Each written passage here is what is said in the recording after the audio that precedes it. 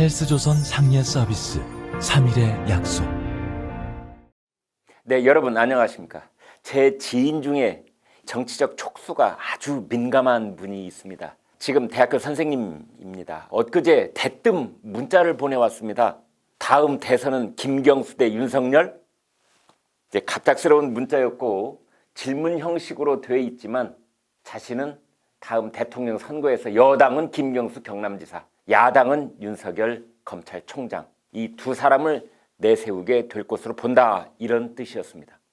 어제 약속해 드린 대로 오늘은 차기 대선 주자 여야 얼굴들을 살펴보도록 하겠습니다. 먼저 최근 여론조사 결과부터 말씀드립니다. 엠브레인 퍼블릭, K-스탯 리서치, 코리아 리서치, 한국 리서치가 합동으로 지난 22일, 24일 전국 유권자 1,003명을 대상으로 조사했습니다.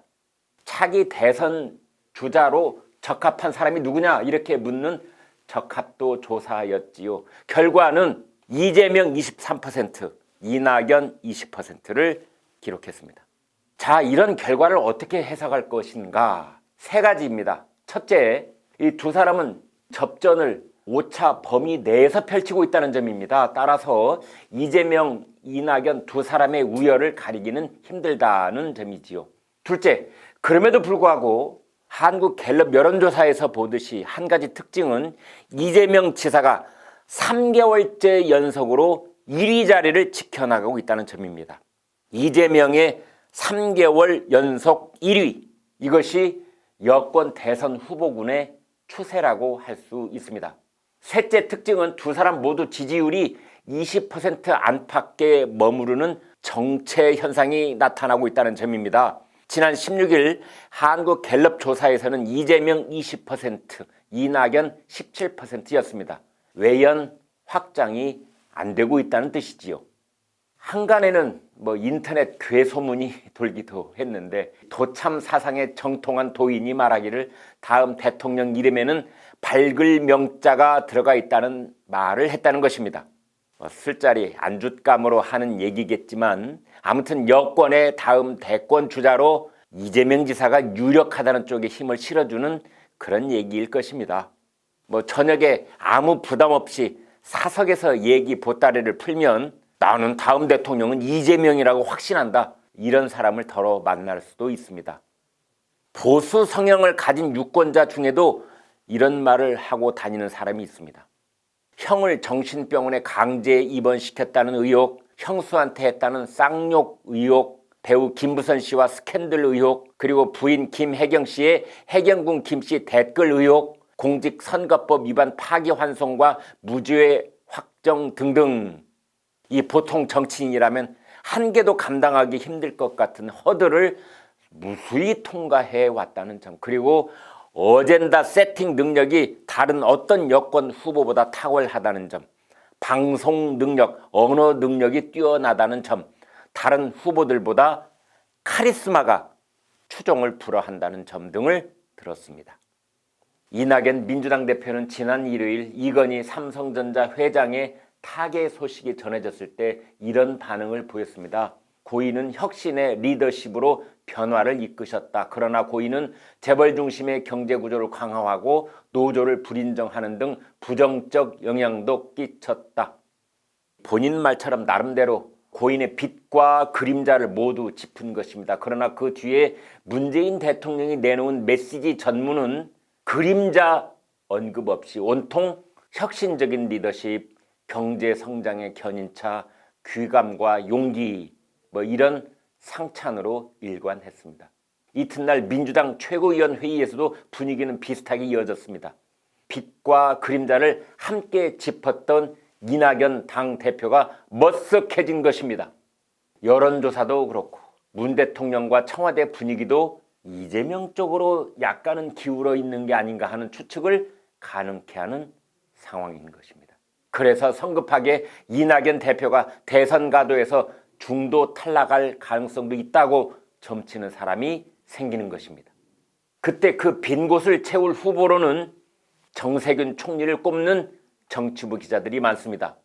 정 총리는 미스터 스마일이라는 별명이 말해주듯 특유의 온화함과 외유 내강형 성품으로 국회 출입기자들이 투표로 매년 선출하는 백봉 신사상을 올해까지 15차례나 받기도 했습니다. 정 총리는 이낙연 대표처럼 호남 출신입니다. 전라도와 수도권의 호남 유권자들에게는 이낙연 대표를 대체할 수 있는 조건을 갖췄다는 뜻입니다. 게다가 정 총리는 매번 50%가 넘는 득표율로 6번이나 국회의원에 당선됐고 국회의장을 지냈으며 그만큼 당내 기반이 튼튼합니다. 그러나 이낙연, 이재명, 정세균 이런 이름들은 결국 페이스메이커 역할로 끝날지도 모른다는 분석도 있습니다.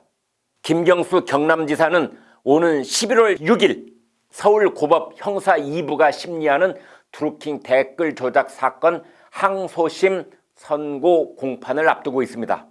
만약 그날 김경수 무죄가 선고된다면 여권의 대선 후보 진영은 갑자기 요동칠 가능성이 100%입니다. 정치권에서는 업계 전문용어로 병풍이라는 말을 간혹 쓰곤 합니다. 어떤 중견 정치인이 대권의 포부를 밝혔을 때 그 뒤에 병풍처럼 들러리를 서줄 동료 의원이 몇 명쯤 될 것인가를 얘기할 때 쓰는 말입니다.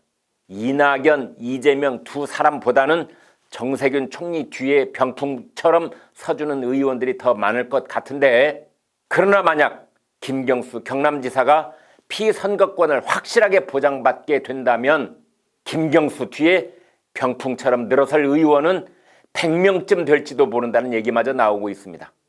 김경수는 자타가 공인하듯 친노 친문 진영의 적자적손입니다. 무엇보다 문 대통령의 신임을 따진다면 김경수 지사를 앞설 사람은 아무도 없다는 것입니다. 그래서 결국 여권의 대선 경쟁은 여러 우여곡절이 많겠으나 마지막 남는 사람은 김경수가 아니겠느냐고 보는 시각이 있는 것입니다. 자, 그렇다면 야권 후보는 어떻게 될까요? 윤석열 검찰총장은 지난 국감의 마지막 발언에서 은퇴 후 국민에게 봉사하겠다는 말로 정치권을 뒤흔들어 버렸습니다. 앞서 말씀드린 엠브레인 퍼블릭, K-스탯 리서치, 코리아 리서치, 한국 리서치가 합동으로 실시한 여론조사에서 이재명, 이낙연 다음으로는 안철수 국민의당 대표가 5%, 홍준표 무소속 의원이 4%를 기록했습니다. 그리고 오세훈 전 서울시장, 황교안 전 미래통합당 대표 등이 뒤를 이었습니다. 윤석열은 안 보였습니다. 왜 그랬을까요? 윤석열 검찰총장은 후보군에 포함되지 않았기 때문입니다.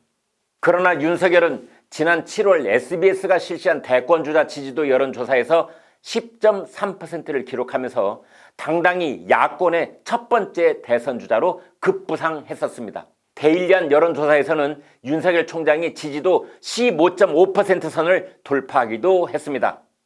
이제 그 뒤로 윤 총장은 대선 후보 지지도 조사에서 내 이름을 빼달라고 요청을 했고 많은 여론조사에서 그의 이름을 볼 수 없었는데 이번 국감에서 돌연 은퇴 후 국민 봉사를 선언해버린 것입니다. 대부분 정치권 인사들과 많은 국민들은 은퇴 후 국민 봉사라는 말을 마치 윤석열의 대선 출마 선언처럼 해석하는 분위기였습니다.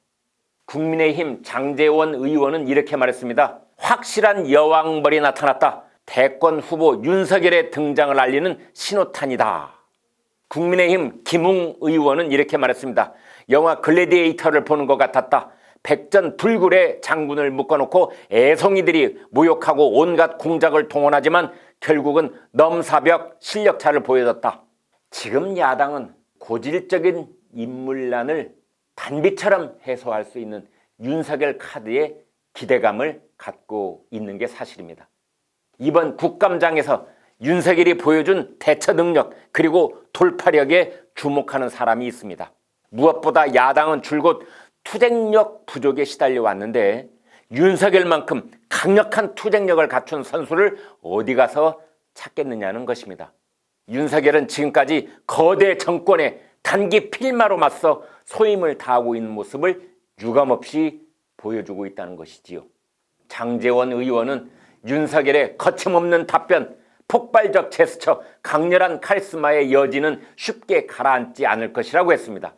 김무성 전 의원은 윤 총장에 대해 영웅이 만들어지는 과정이 있다고 했습니다.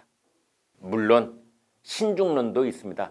과거에 관료 출신으로 대선 레이스에 한껏 기대를 모았다가 중도 탈락한 인사로 고건, 반기문을 떠올리기 때문입니다. 또 윤석열은 박근혜 정부를 대상으로 적폐 청산 수사를 진두지휘한 과거 전력이 걸림돌이 될 수도 있습니다. 친박 지지자들에게는 윤석열은 받아들일 수 없는 후보인 것입니다. 홍준표 무소속 의원은 우리를 그렇게 못살게 굴던 사람을 우파 대선 후보로 운운하는 건 막장 코미디라고 했습니다. 그러나 윤석열의 바로 그러했던 과거, 즉 정권을 가리지 않고 살아있는 권력에 맞섰던 그의 과거가 중도 진영에 있는 유권자에게는 더욱 강력한 매력 포인트가 될 수 있다는 시각도 있습니다. 오세훈 전 서울시장이 대선 주자 5사람, 즉 안철수, 오세훈, 원희룡, 유승민, 홍준표 5인 원탁 회의체를 정례화하자고 제안했지만 반향은 거의 없습니다. 정치권과 일반 국민의 관심은 오히려 윤석열 검찰총장, 최재형 감사원장에게 쏠리고 있습니다. 문재인 정권의 혈혈단신으로 맞서서 확실하게 나라에 나아갈 길을 직을 걸고 보여주고 있기 때문입니다. 김경수 대 윤석열 대결 구도, 여러분은 어떻게 보십니까?